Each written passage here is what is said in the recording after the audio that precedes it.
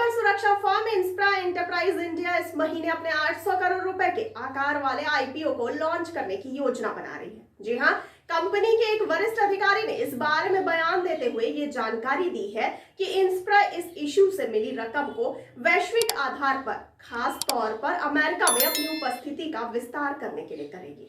आपको बता दें कि वर्तमान में मुंबई स्थित कंपनी की सिंगापुर, फिलीपींस, संयुक्त अरब, इंडोनेशिया, अमेरिका और केन्या जैसे 6 देशों में मौजूदगी है। कंपनी नए सिरे से इक्विटी शेयर जारी कर 300 करोड़ रुपए जुटाने पर विचार कर रही है। इसके अलावा प्रकाश जैन, मंजुला जैन फैमिली ट्रस्ट और प्रकाश जैन फैमिली ट्रस्ट द्वारा 500 करोड़ रुपए के इक्विटी शेयरों की बिक्री की पेशकश की जाएगी। आइए सबसे पहले ये जान लेते हैं कि ये आईपीओ क्या होता है, किसे कहते हैं। आईपीओ को इनिशियल पब्लिक ऑफरिंग कहते हैं। जी हाँ, इसे शॉर्ट में आईपीओ भी कहते हैं।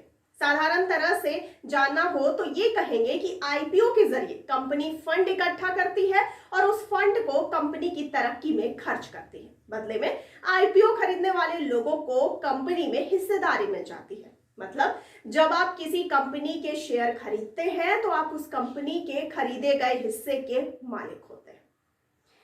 बातचीत में इंस्प्रा के प्रबंध निदेशक चेतन जैन ने बताया कि हम इस महीने में ज्यादातर क्रिसमस की छुट्टियों से पहले सार्वजनिक पेशकश अर्थात आईपीओ शुरू करने की योजना बना रहे हैं।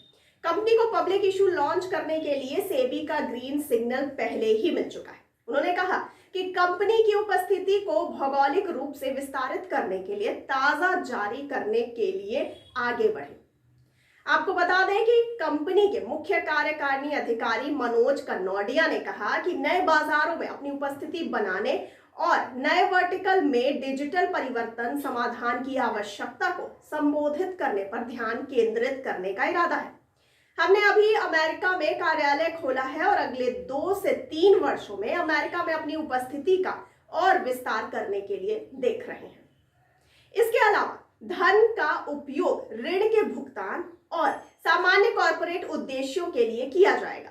कंपनी अपने ग्राहकों को साइबर सुरक्षा और डिजिटल परिवर्तन सेवाएं प्रदान करती है और भारत में विभिन्न संस्थानों के लिए बड़ी साइबर सुरक्षा परिवर्तन परियोजनाओं, बुनियादी ढांचे और डिजिटल परिवर्तन परियोजनाओं को क्रियान्वित किया गया है। आपको यह भी बताते चलें कि इंस्पायरा जो अपने व्यवसाय को 3 श्रेणियों में वर्गीकृत करती है। पहला साइबर सुरक्षा, दूसरा डिजिटल समाधान और तीसरा एकीकृत उद्यम समाधान। इसमें कहा गया है कि साइबर सुरक्षा कार्य क्षेत्र कंपनी के राजस्व का 44% योगदान देता है। कंपनी ने वित्त वर्ष 2011 में 36.1 करोड़ रुपए का लाभ कमाया है और वित्त वर्ष 2011 में 803 करोड़ रुपए का राजस्व अर्जित किया, जिसमें साइबर सुरक्षा समाधानों में 354.5 करोड़ रुपए शामिल है। तो आपका इस जानकारी पर क्या कहना है, हमें कमेंट करके जरूर बताइए और साथ ही साथ अगर आपने अभी तक हमारे चैनल को लाइक, सब्सक्राइब और शेयर नहीं किया है, फिर देर किस बात की, जल्दी करिए और मुझे दीजिए इजाजत। धन्यवाद।